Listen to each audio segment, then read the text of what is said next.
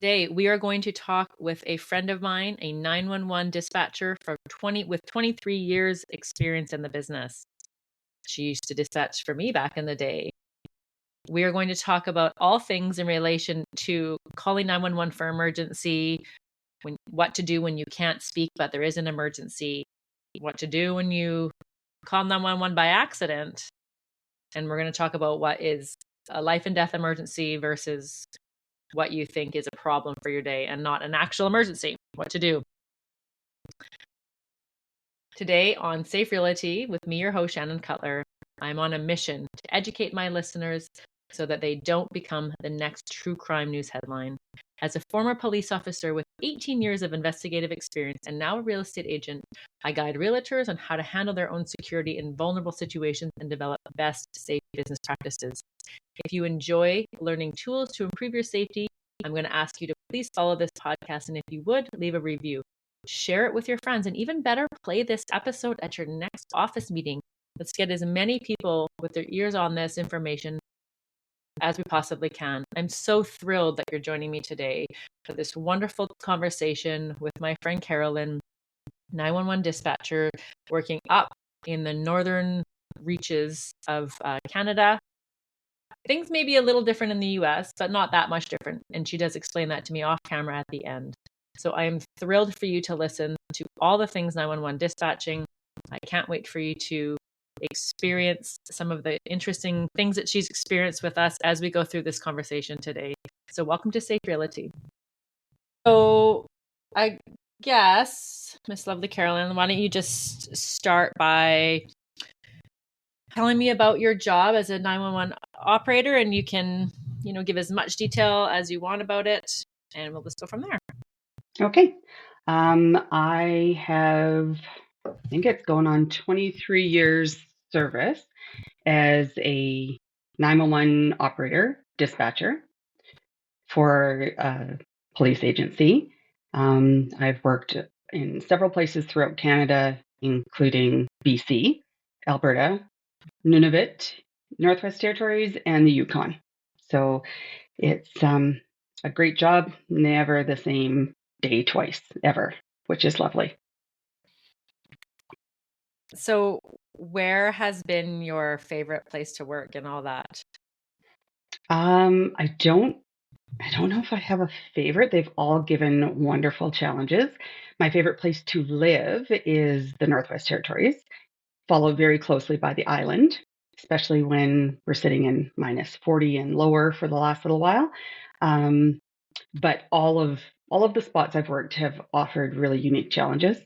So I've enjoyed them all. So I don't know if I have a favorite. That's fair. I could see that. I could see that. Having worked up, not as far north as you, but having worked up north before and then been on the island, there's so many, they're just so different. It's hard to compare them, really. Yeah, completely different. So there's a few things. So I teach the realtor safety course here, and this podcast is on Safe Realty, directed mostly at realtors. However, I'm hoping that, a lot of the information I give can be really used by anybody in the general public. And I know some of the people I'm speaking to, like yourself, this information that you're giving could really apply to anybody. So I do get the question a lot about like what to do when somebody calls 911. So when they call 911 and there's an actual emergency, it's not the mad at the waiter because they lost their reservations at the restaurant or something stupid. I've heard some bad ones over the years.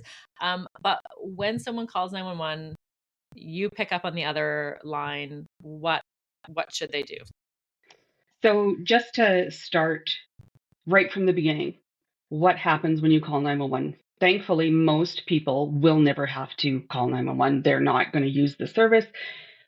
And all the experience they have with it is what they've seen on TV or movies. And that's not how it works. So just to start right from the beginning, most of the places I've worked in across Canada have gone away from the police agencies answering the initial call to a centralized call center. So it's really important to understand when you phone 911, you're not talking necessarily to the agency that can help you. You are talking to a giant, massive call center that is going to downstream your call. So just to go over what that looks like, you're going to phone 911, someone's going to answer and say 911, police, fire, or ambulance. Now, it is really important that you just answer that question. They don't need the whole story. They can't help you beyond transferring your call to the agency that can help you. So you're going to say, in this case, we're going to use police.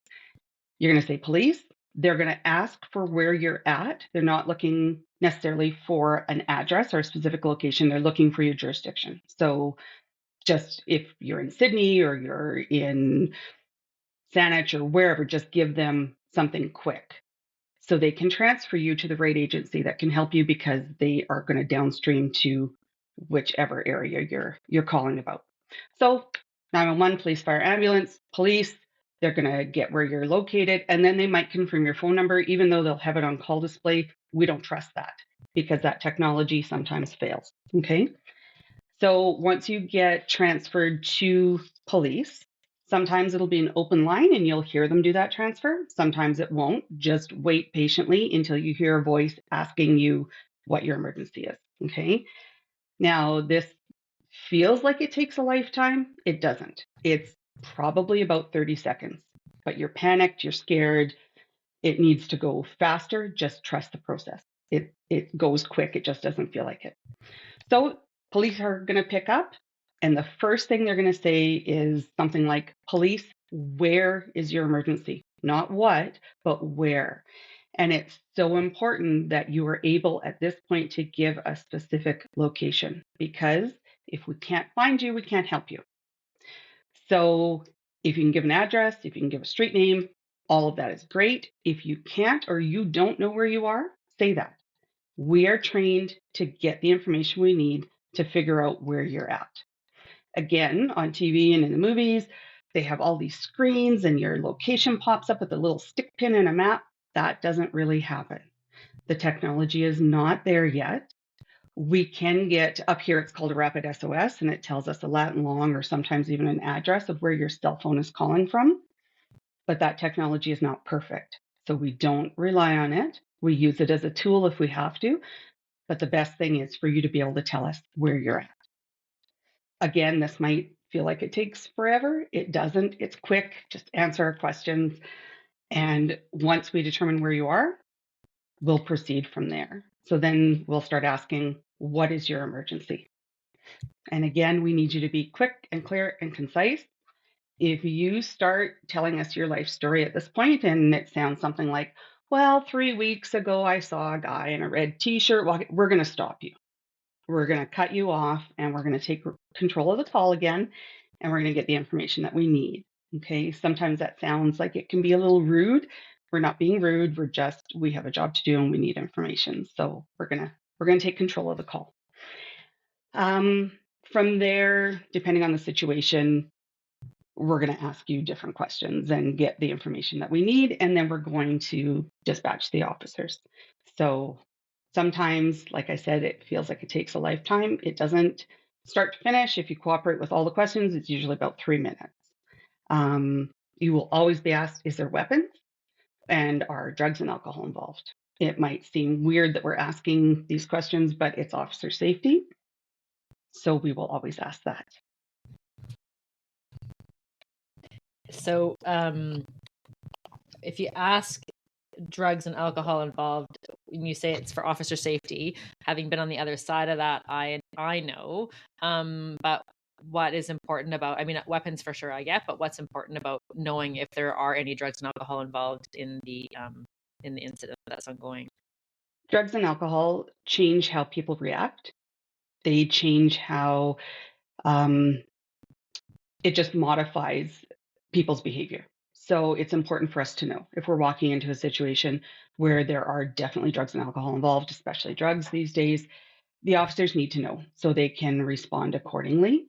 And sometimes that also means they're going to need medical intervention as well. So it's important to answer that question. Like I said, especially when it comes to realtor safety, odds are they're going to be with a client at a showing. Drugs and alcohol are probably not going to be an issue, but we ask anyway. Same with weapons, always. It's an officer safety thing. And some of our questions will seem odd. There's a reason we ask them. That's fair. I know I always said when I was policing that you'd need to know that, and I would much rather come into a situation, an emergency, and deal with somebody who maybe perhaps had smoked some marijuana versus somebody who had taken cocaine or had drunk a big bottle of whiskey. Like the behaviors Hmm. of the people taking the different substances is drastic. Like the Yeah. difference is drastic between them. And I guess too, if an agent goes to a showing, I mean, it's not beyond the realm of possibility that there's somebody camped out in that yard if it's a vacant house or they've broken into the house or whatever. So I mean, it could definitely happen. But again, this is for the broader 911 experience, and those questions will always be asked. So everybody's on the police, fire, ambulance, whoever is on the way to help. You've got the answers to the questions you need. You know where they are. Should the person stay on the line with you until police arrive? That's going to depend on the situation. If we need them to stay on the line, say it's a dynamic situation, they're following an impaired driver, we need them to stay on the line in that case because there are eyes, or it's a crime in progress, or anything like that. A dynamic situation where the more we know, the better it's going to be for the officers responding. So we will ask them to stay on the line. If you are asked to stay on the line, please do so unless it is not safe. And if it's not safe, just tell us it's not safe and we'll figure something else out. Also, be aware for dynamic situations like that, even though we might not have said the words police are on their way, the second we know where you are and a little bit of the circumstances, so we ask where you are, we've determined that, and the next words out of your mouth is, I'm watching a guy get beat up, or there's a fight in progress. The second we hear those words, we have communicated with our partners to get the police headed there because people's lives are in danger. In smaller centers where I'm working now, we can do what's called a hot dispatch, and you'll never know we're doing it. So the caller's coming through my ear on my headset. The second I touch the pedal to open the channel for the police officer, it mutes my mic. The caller can't hear me speaking, but the police officers can. So even though we haven't specifically said we've got police on the way, if they need to be on the way immediately, trust that they are. Um, we'll often tell you that because it makes you feel better. And the caller isn't left wondering like why, 5 minutes have passed and what is going on.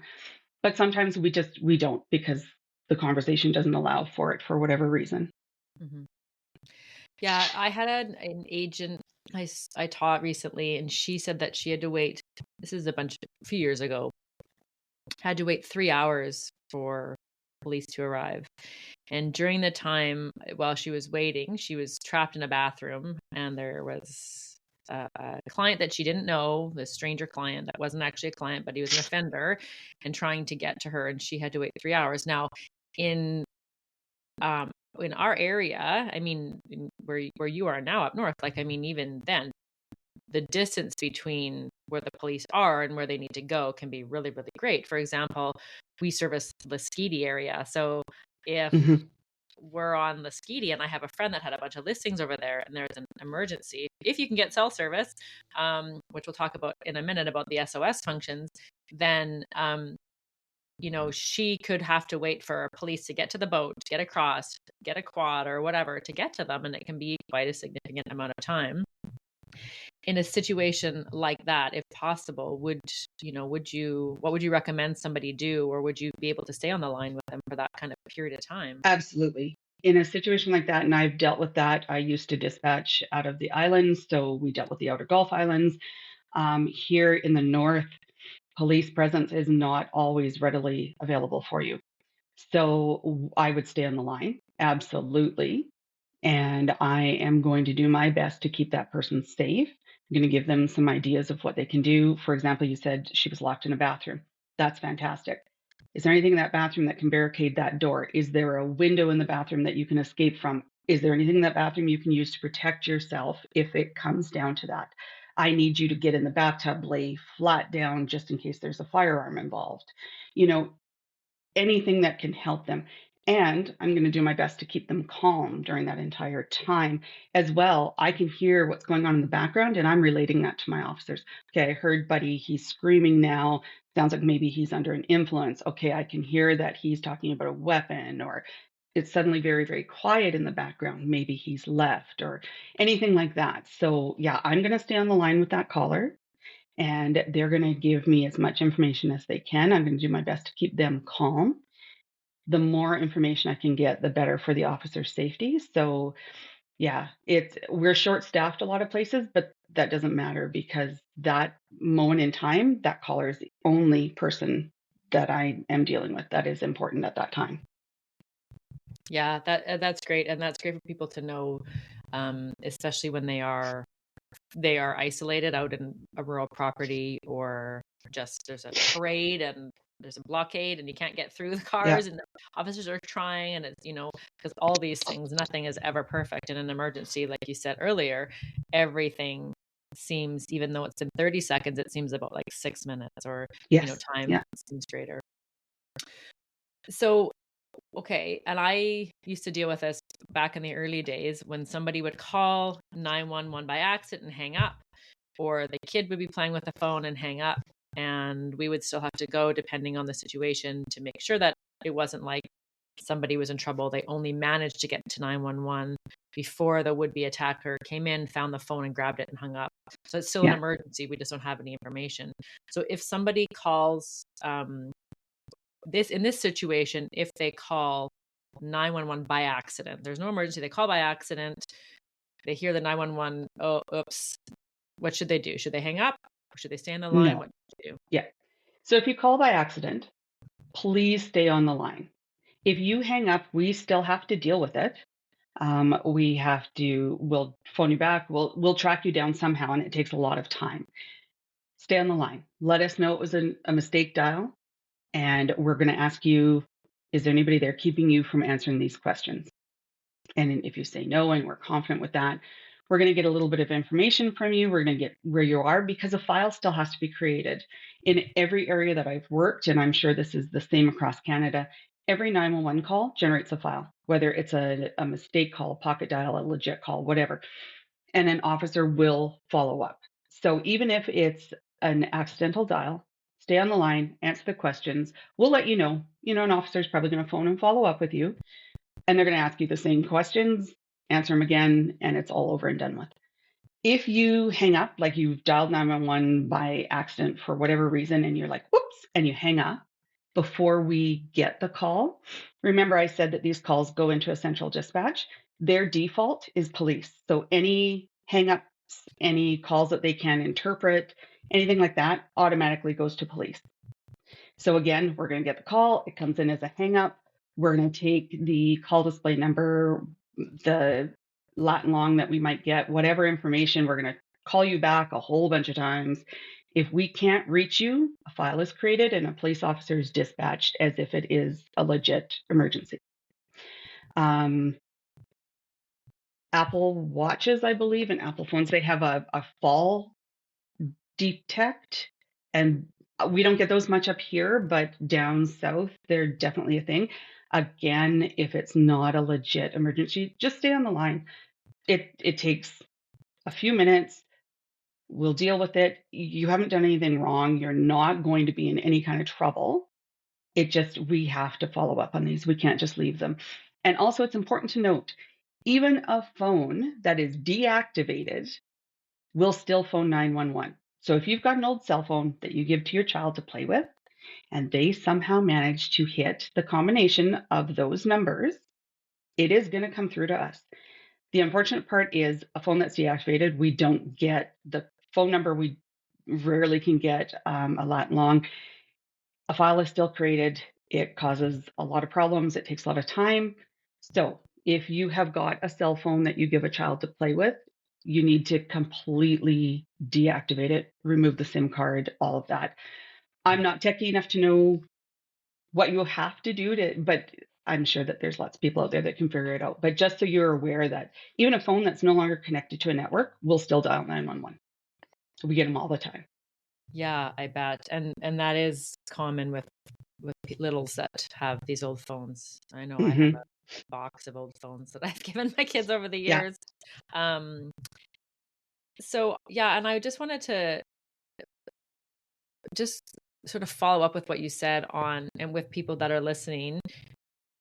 not to waste, like, stay on the line. You're not in trouble. It might be a little bit embarrassing if you call 911 by accident, but the time and energy and resources, let alone the dispatch time, the police investigative time to figure out where you are, what's going on, to drive to your house or location to verify that everything is okay, when the police or whatever emergency services could be doing something else to help somebody else or investigating an ongoing emergency. There's no reason not just to stay on the line for that 30 seconds, verify that everything's okay, that it was a pocket dial or whatever.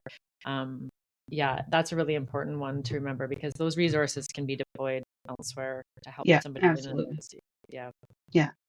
Just like if you phone 911 when it's not a legit emergency, you might get scolded, but you're not really in trouble. You're not you'll just get educated on what an emergency really is and what it isn't. And that's it.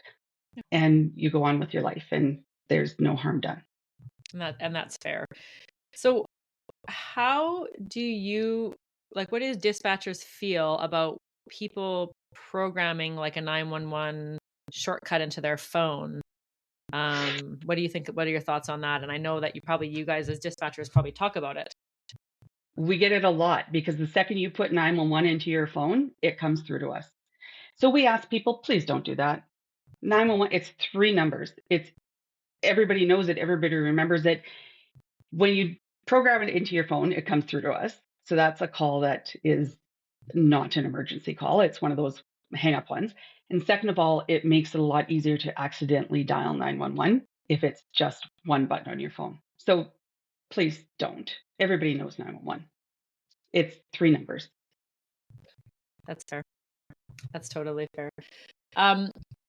So people have talked about using the side button on their cell phone. You can press it 1, 2, 3, 4, 5, activates emergency SOS, and then it calls. I talk about this on the realtor safety course, and on this podcast, we're going to do an episode about little tips and tricks for emergency situations, like a really high risk situation. So some people can program, I mean, every phone is programmable now, where you can hit the side button 5 times and it activates your emergency contacts, and it also dials 911.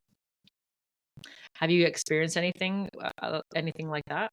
No, I haven't up here, but I have heard that that is a thing. And I think it's a really valuable tool because I was going to go over what do you do when you can't speak freely and you need help.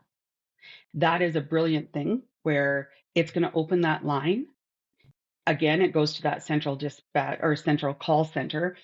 They're going to hear an open line. They're not going to be able to talk to anybody, so they're going to transfer it to police. We're going to get it. We're going to hear that open line. And until we can confirm whether or not it's an actual emergency, we treat it like an emergency. So you can't talk. The line is open. We're going to hear that in the background. And that's when we start with pinging the cell phone, getting the Latin long, running the number. We are doing everything we can in the background to find you and get you help. So if that feature is available to you and it's something that you feel would be useful, absolutely put it in your phone and use it if you need to, but leave that line open. Like if that's something, the situation is such that you can't speak, you've got your phone in your pocket, you hit the button 5 times, just leave it in your pocket, leave it open as long as you possibly can. We're going to find you and we're going to get help. Yeah, that's great. We have talked about that because I know some people, have been in an emergency situation and they've started to use this because it's more and more, this hitting your button 5 times fast is being talked about more and more. And I know people who have activated it by accident, and I also know people who have used it for an emergency. And that open line of communication, just so they can hear in the background, is really important. So Yeah. you mentioned something in there about pinging a cell phone. I know that I had asked dispatch a number of times in the past, ping this cell phone, this person's missing, or this, maybe before we hit an Amber Alert, there's a child with, a parent that shouldn't be. So when you talk about pinging a cell phone, how close can you get to the person's actual location? Or is it just, within a few meters, or is it very pinpoint? It varies on the situation. So in a urban setting, it works so much better. We can get within meters. So when we do a ping, there's very specific criteria of when we can do this. So people need to understand that we're just not pinging phones willy-nilly here. This is in life or death emergency situations, or when we get a hang up and we can't determine whether somebody is safe or not. So there's very specific criteria. We have to fill out some paperwork to do it. It's not just an automatic. So we've pinged the cell phone. It gives us a lat and long, and it also gives us a radius of error. So that radius of error, if you took where the lat and long pings or plots on the map, the radius of error is the circle around that spot. Sometimes it is within meters, which is fantastic. Other times it can be kilometers. So if you're hiking up, I don't know, Mount Washington area, odds are that cell phone is going to be pinging off of the closest tower, which may be nowhere near where you are, which is why we can't always rely on it. So if we get a ping with a 5,000-meter radius of error, that's a huge distance, right? And just depending on how the technology works, sometimes you can be in the middle of a city and it still pings off of a bizarre tower somewhere else. So it's a useful tool, and we do use it when we have nothing else, but it's not always 100%. It can be very hit and miss. And there are still places all over this country where there is no cell coverage whatsoever. So the technology is good, but it's not perfect. And again, you see on TV, it plots to a perfect spot and zooms in and shows you the house. It doesn't work like that. I know it's one of those things that I remember talking to people in ident, like the fingerprint people, the crime scene people that used to come to the crime scenes, and they were always up against the CSI shows and what they can't do, what they couldn't do. And I was like, it is not like on TV. The surveillance cameras don't see all these features, No, all the things that happen on the TV shows. It makes it harder for everybody in emergency services to do their job without this expectation. It's so funny. definitely. So if you are using that service and you have an open line, give us everything you can give us as covertly as possible without putting yourself at any risk. It just, That's yeah. a good deal. Where there's no cell service, like I know on the ski there can be no cell service. Where there's no cell service, can 911 or SOS, or can that still be activated? Sometimes. It's very rare. If there is no coverage, there is no coverage. Sometimes you can get a call out that will give, it ends up like a dropped call, and it'll give a lat and long, but if there's no service, there's no service, and that's just an unfortunate reality. That technology is changing from what I understand. There is going to be a very affordable satellite phone sort of feature on regular cell phones that will work anywhere. If your phone can see the sky, it's going to work. But that is not readily available, and it's not something that we can rely on yet. So if there's no cell phone coverage, there's no cell phone coverage. In that case, it sounds awful, but you're going to have to do everything you can until you can get to where there is coverage. That's fair. I'm going to keep an eye on that satellite option because it'll probably be a paid feature, an app of some sort or something on your phone, Yeah. maybe with your provider. I'm going to keep an eye on that. That's interesting. There are devices like a spot device. They're used very readily and widely up in the north here. It's a little handheld device. It's got an SOS feature. Those work everywhere. And it gives you a lat and long, and there are even some that you can do voice feature with. I don't know if that's something that real estate agents would want to invest in necessarily if they're doing a lot of very isolated areas, maybe. But if you're an avid hiker, you're an avid kayaker, they're fantastic. They're not very expensive. It's a subscription service, and they work awesome. And they are such a good tool if you go missing in the bush or on the ocean or wherever, and all you can do is hit that SOS, we're going to find you. They're fantastic. Yeah, that's a good tip. So all this serious stuff, which is the most important thing, I think it's absolutely important aside.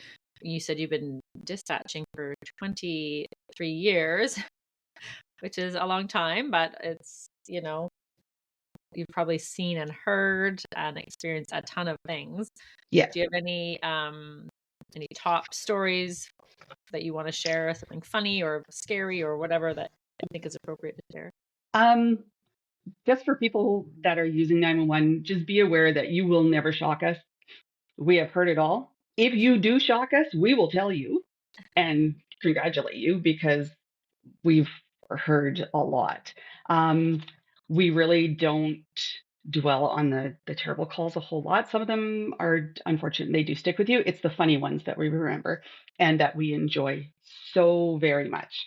Um, most of my funny calls that I remember involve alcohol, a lot of alcohol, um, and some involve neighbor complaints, which can be highly entertaining. I had a call once that the neighbor was upset because his neighbor's dirt was blowing on his lawn, his dust. Not a 911 call. We can't help you with that. Another one was a lady very, very upset that her neighbor's dogs were having sex on the front lawn, and she was just tired of watching it. After I determined the dogs were not in any physical danger, they were not needing intervention, I politely asked her to maybe stop watching it because that's creepy. Um, I had a call from a gentleman in the back of a police car Oh, who wow. somehow managed to hide his cell phone from the members and phone 911 saying he was being kidnapped. I could hear the radio. It was one of my calls. Like anyway, after determining where he was, I just radioed the member and said, yeah, you might want to go to your car and take his cell phone away because he's phoning us. Lots of calls for people who have done things that they probably shouldn't have done and gotten in situations where they definitely need help. Couples doing a little experimenting with handcuffs and lose the key. That happens often, and they just have to suck it up and phone for somebody to come help them. Yeah, we get lots like that. So there's a lot of funny calls. One of my favorite ones ever was on the island. A gentleman phoned in because he saw a tiger on the road. Oh, my. And I said, I'm sorry, what?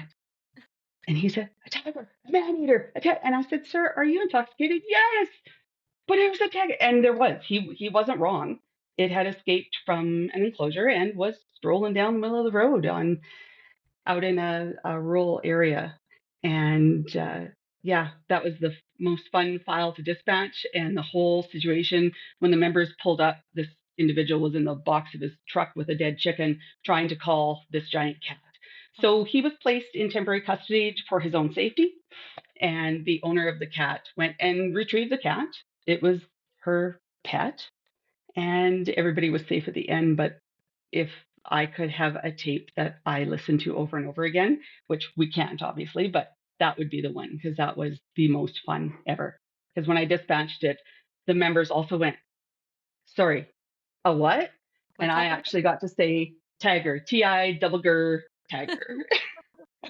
So that was good. But yeah, there's not a lot of bad calls that stick with us. It's the funny ones that we will remember forever. So if you call in with a good one, just know that you've made our day. And you'll be sharing it, yeah, for years to come. That is so funny. Yeah.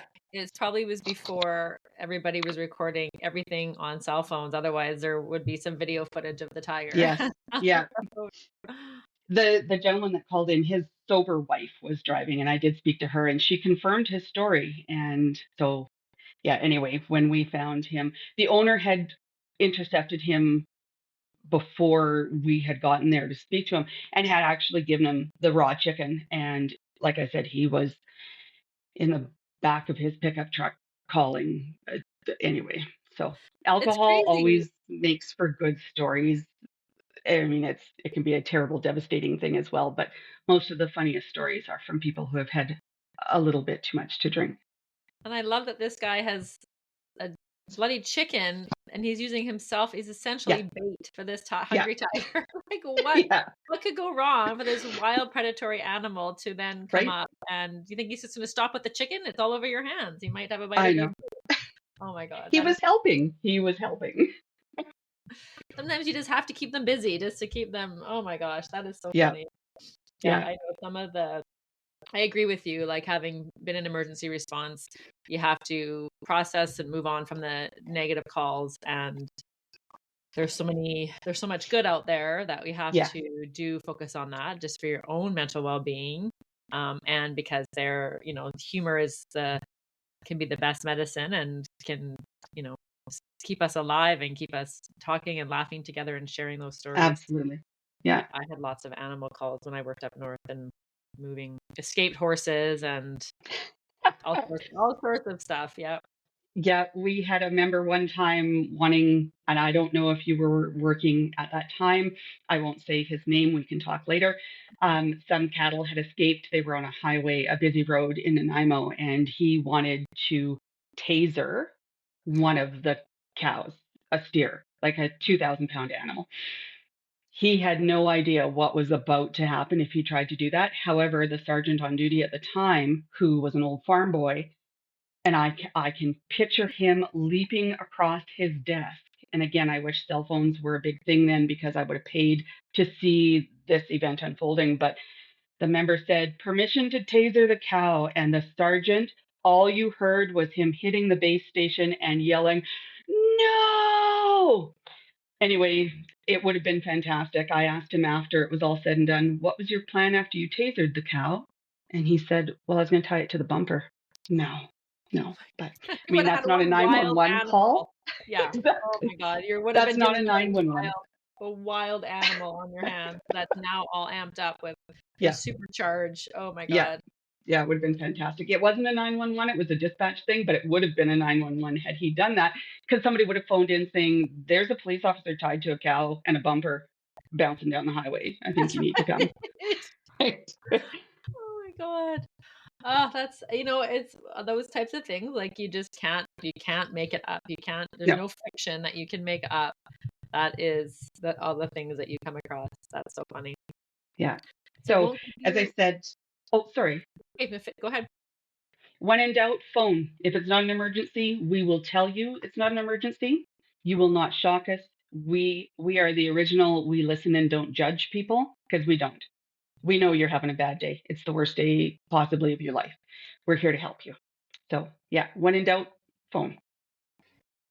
That's great. And I share that message with people I teach and on the podcast that if, if you feel that you need to call because that's their job. And if it's not the right place for your complaint, then they'll tell you and move on and you can then Yeah. assess and go on about. So that's really great. That's really great advice. Before we go, I know I've taken up a lot of your time. Before we go, is there anything else that we haven't talked about that you think is important for? I mean, this podcast is for realers. Anything that you said today can be used for anybody in life. But is there anything else that you think of that we didn't talk about that you think is important for the listener to know? Yeah, just people often don't know what agency they need, and that's okay. Just say you don't know or you need all of them. Let the person on the phone figure out which one is priority, and usually it's going to be ambulance because people overall. Um, just a quick thing on the if you can't speak freely or whatever, please don't phone and order a pizza. I don't know why that became a thing on the internet. That is not a thing in Canada. We are not trained to understand that certain words mean certain things. No, if you can't speak freely and you need to pretend you're speaking to somebody else, that's fine. And we're going to figure out ways to communicate. We're going to ask closed ended yes or no questions, all of that. But if you phone and you order a pizza thinking that emergency services are going to show up at your door because you're in trouble, it's not going to work that way. So please, please don't do that. And just be as patient and polite as you can with us. We know you're stressed. We know you're scared. We're going to be very professional and not sound a lot of really empathetic or sympathetic, but understand that we do care. We are doing what we do to help you. Please don't swear at us. Please don't threaten us. At the end of the day, we are human. That sticks with us. We're going to help you the best we can. Even if you do swear at us, we're still going to help you, but it's a lot nicer if you don't. That is fair. And I think that everybody should pay attention to that, because in times of stress and our emotions getting going, we can act in a different way than we would have normally. So that's right. They're there for you. That's why they're there. They're there for you, to help you. So be kind, be Yes. nice, and they are going to help you. Just give them the opportunity to do that. Yeah. That's wonderful. Okay. Thank you so much for joining me today, Miss Carolyn. Thank you for having me. This was a lot of fun. Good. That's good.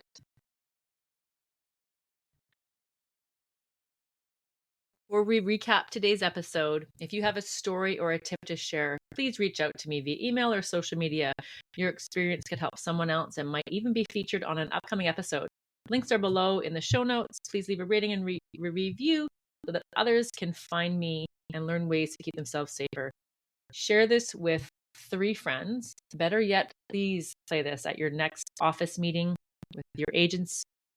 And the more people that hear this, the more people that will be safer in the long run. So a quick recap of today's episode was our conversation with the lovely Carolyn, a 911 dispatcher of 23 years. She imparted so much wisdom. Some things, I policed for 18 years, and some things today I learned I didn't know before. I learned that when you can't speak, you leave your mic open on your phone, and the dispatchers will be able to gather information to help keep you safe. I knew that what happens in the movies isn't always what happens in real life. However, there are a few more things that I learned today that makes it a little bit harder. I thought we would pinpoint our location exactly. So something new for everybody today. What is a life and death emergency? And what to do when you're calling? Stay patient, stay calm, be kind to them. They are there to help you. And it may be the worst day of your life, but they are going to do their very best. And I haven't met a dispatcher in my life that hasn't actually carried it on their heart to help people. That's what they do. That's what they want to do. So do your best to explain the situation, answer their questions, stay calm, stay kind, and they are on the way to help you, and they will stay with you. So never hesitate. If you don't know if it's an emergency, it's okay to call. Most police services have a non-emergency line, so don't hesitate to use that as well. But if you feel that it is a life and death or very serious emergency or panic situation, call 911. If it's not the right place for you, they will tell you. You will not be in trouble. If you hang up and call 911 by accident, call back and let them know there's no emergency. Let's save our police resources, our fire, our ambulance resources, our first emergency resources for those who actually need it. I hope none of you ever have to call 911, and hopefully you won't, but hopefully you did learn something today, and something just that will keep you a little bit more safe. And I can't wait to talk to you again soon.